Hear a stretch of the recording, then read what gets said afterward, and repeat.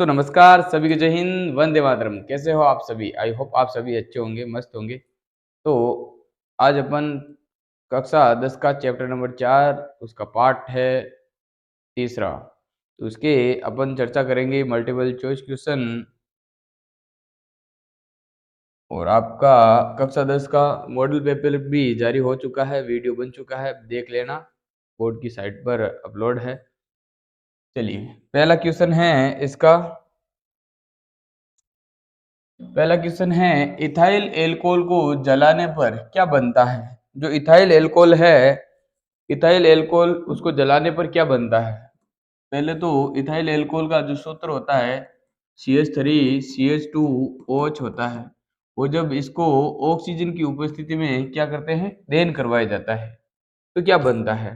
तो बनता है कार्बन डाइऑक्साइड बनता है, जल बनता है और साथ में ऊष्मा या प्रकाश निकलता है।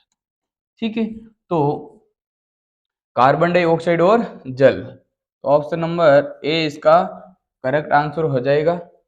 चलिए अगला प्रश्न, एथेनॉल का ऑक्सीकरण किस पदार्थ की उपस्थिति में होता है?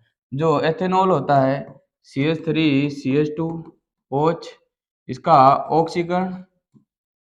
इसका ऑक्सीकरण किसकी उपस्थिति में होता है? Potassium dichromate, potassium dichromate K2Cr2O7, K2Cr2O7 जो कैसा होता है, अम्लीय होता है। कैसा होता है, अम्लीय। या फिर हो सकता है KMnO4 जो कैसा होता है, क्षारीय होता है। ये होता है क्षारीय। इनकी उपस्थिति में ये अभिक्रिया होती है और इससे बनने वाला है, क्या बनेगा, CH3COOH एथेनोइक अम्ल बनने वाला है। और ये जो उत्प्रेरक के रूप में काम करेगा यहाँ पर पोटेशियम डाई क्रोमेट।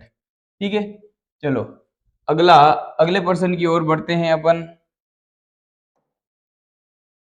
एथेनॉल से इथीन बनने की प्रक्रिया में कौन सा उत्प्रेरक उपयोग होता है? जो एथेनॉल है एथेनॉल CH3CH2OH, इससे जो इथीन बनता है, एथीन, जिसे एथीन भी कहते हैं, एथीन, और जिसका CH2 डबल बॉन्ड CH2 ये सूत्र होता है।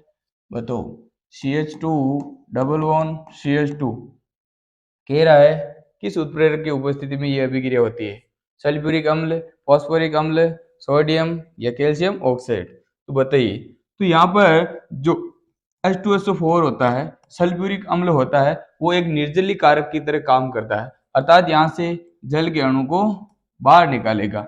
यहाँ से निकलेगा OH, क्या निकलेगा, OH, और यहाँ से निकलेगा H, और जल अणु बाहर निकल जाएगा और क्या बन जाएगा, एथीन बन जाएगा यहाँ पर।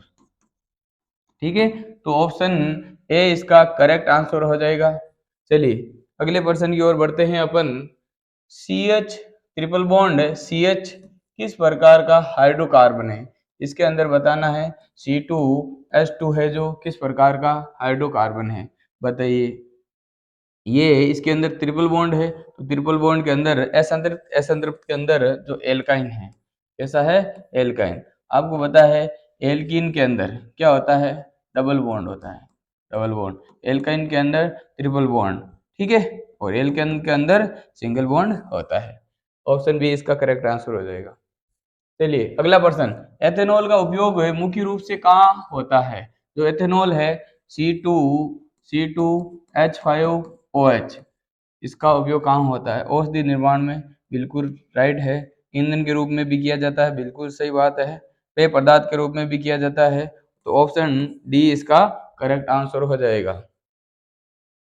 चलिए अगला, एल्कोहल और कार्बोक्सिलिक अम्ल के बीच अभिक्रिया से क्या बनता है? जो एल्कोहल होता है CH3CH2OH और को कार्बोक्सिलिक अम्ल, जैसे मान लो CH3COOH, ये कार्बोक्सिलिक अम्ल है यानी एसिटिक अम्ल है।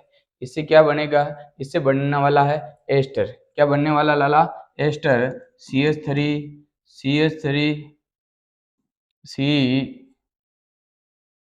CH3 और यहाँ से जल का अणु एक क्या कर जाएगा, बाहर निकल जाएगी। ये OH और ये H, OH और H, यहाँ से जल का अणु बाहर निकल जाएगा और पीछे क्या बचेगा, CH3 CH2 CH3। तो ये है एस्टर। क्या है, एस्टर। तो इस अभिक्रिया से बनता है एस्टर। ठीक है, ऑप्शन बी करेक्ट आंसर हो जाएगा। चलिए अगला प्रश्न CH3 CH3